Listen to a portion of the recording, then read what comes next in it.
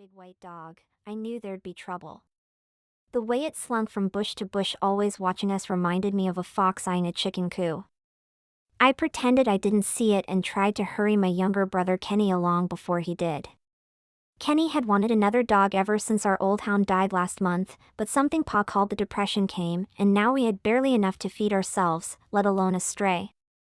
But how do you tell that to a dog-crazed 6-year-old? Glancing over my shoulder, I could see the dog trotting through the woods following us.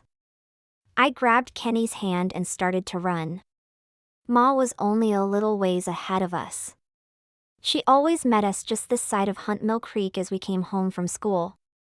The creek bed and heavy brush around it were favorite hideouts for snakes, particularly cottonmouths and rattlesnakes. In fact, if it slithered, you could bet it would be in the cool shade by the water. Ma always wanted to make sure we crossed safely. Through the trees I saw a flash of bright yellow. "Look, Kenny, there's Ma," I panted. "I bet I can beat you to her." That did it. He took off like a gunshot, the single word Ma trailing after him. I had a hard time keeping up. Ma was waiting where the ground cut off sharply to the creek bed. She was pretty in her bright yellow dress, which was tight now because she was expecting her third child. She reminded me of a spring flower growing among the trees. It irked me a little to have Mom meet us. After all, I was 14 and almost a grown woman. I could be trusted to look after Kenny all the way home. Plus, I knew for a fact that Ma's pregnancy was giving her a little trouble and she was often in pain. It was my greatest desire that my parents would trust me as an adult one day soon. But for now, I smiled as I ran to my mother and gave her a big hug just above Kenny's death grip on her legs. "Why were you running so hard?" she asked. In answer, I turned and pointed down the trail. Sure enough, that white dog was standing there, tail wagging as if asking to come and join us. "I see," said Ma. "A dog," cried Kenny. I always knew Ma had reflexes like greased lightning, and she sure proved it that day. She had Kenny by the arm before he even made a move.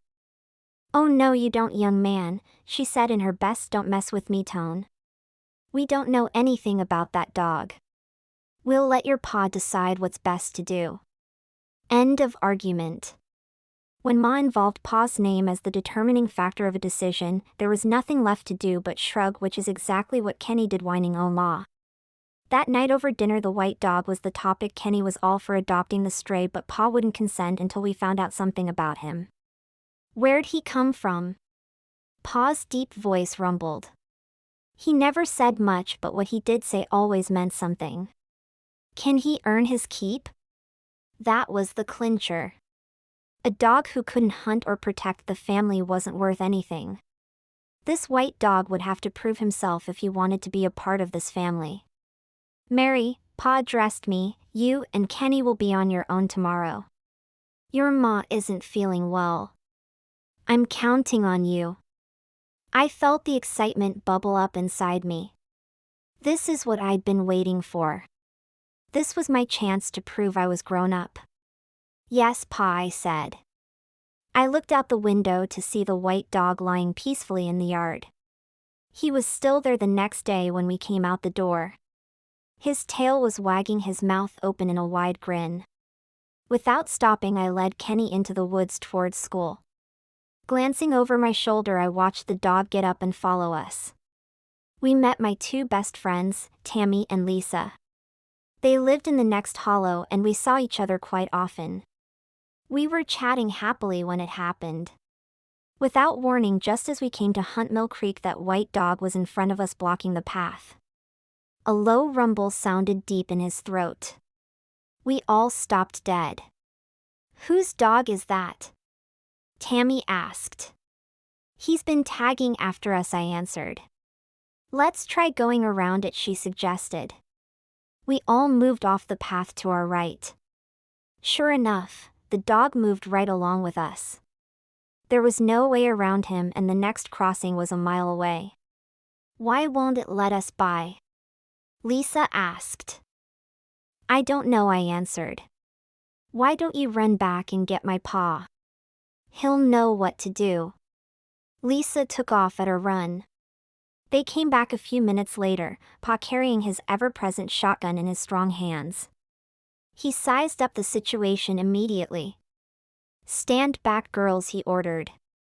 As Pa slowly raised the gun, the dog turned, trotted toward the creek and disappeared into some thick brush by the path.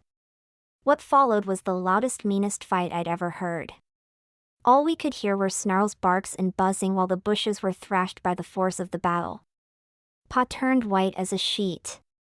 Then all was quiet. Out of the bushes walked the white dog. From his mouth, dangling like a length of rope, was the largest rattlesnake I'd ever seen. Its body was as thick as my arm and it was longer than the dog by a good 2 feet. Slowly Pa put down his gun, a look of sheer amazement on his face. "He'll do," he said, and I knew we had a new member of the family.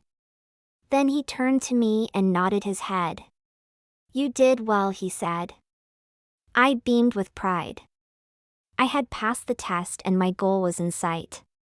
"Come on, Kenny. Let's get to school," I said. And as the white dog trotted happily in front of us, we all started down the path.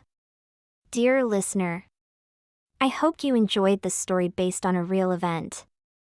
I heard this story often from my mother, Mary. The white dog was a German shepherd they named Pal.